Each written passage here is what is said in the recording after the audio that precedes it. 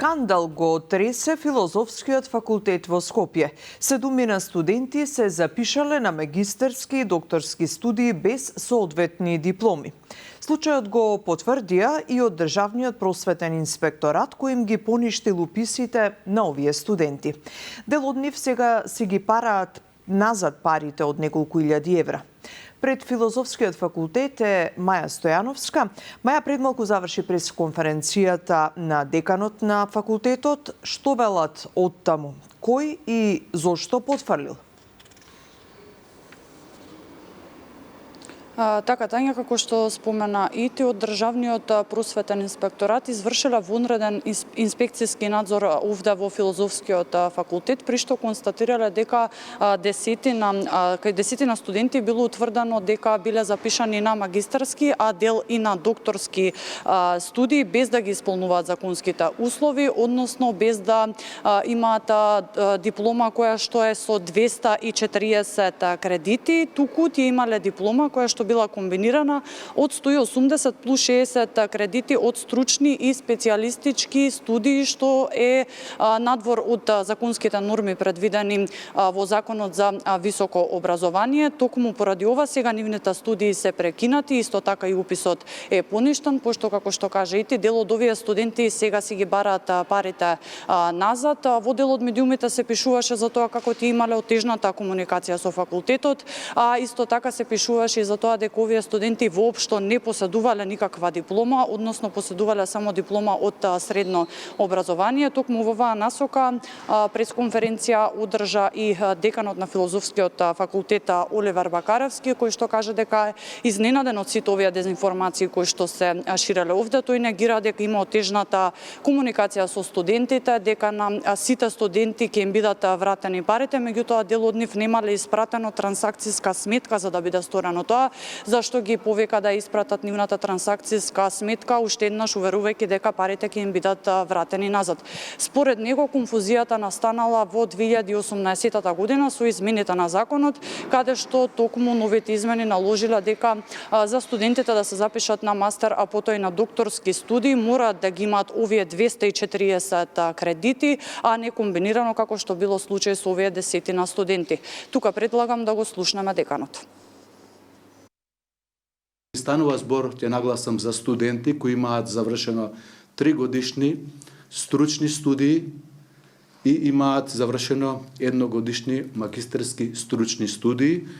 Во принцип имаме различни интерпретации во аргументациите на наставниците и во тие сегменти што е постапувано, се посочува одреден член во правилникот кој не е конзистентен или создава некаква условно системска неравнотежа од аспект на одредено толкување, но јас не сум тој кој можам тоа доследно да го интерпретирам. Ние повторно ќе нагласам, постапивме согласно решението на Државен просветен инспекторат.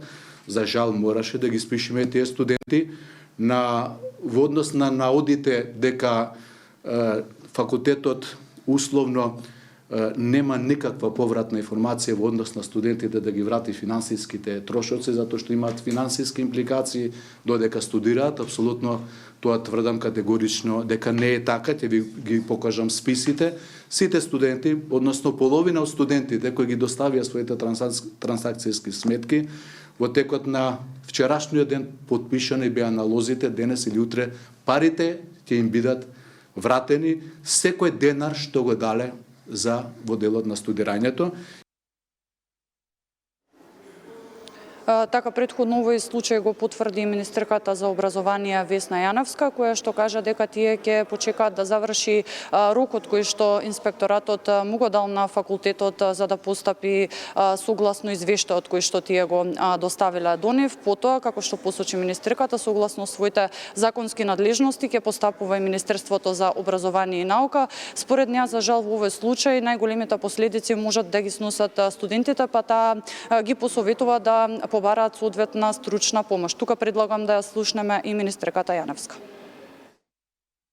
Факултетот, колку што сум информирана, постапува и сега чекам да истече тој рок предвиден за да постапи факултетот и да го добијам конечниот извештај по кој, како според моите ингеренции како министер за образование и наука, ќе ја донесам и последната одлука и ќе постапам по закон така како што треба. За жал, последиците ќе бидат најопсежни по студентите кои учествувале тука, затоа што веројатно ќе треба да се поништат и уписите и дипломите. Ги охрабрувам да си ги бараат своите права во другите институции кои што им се на располагање.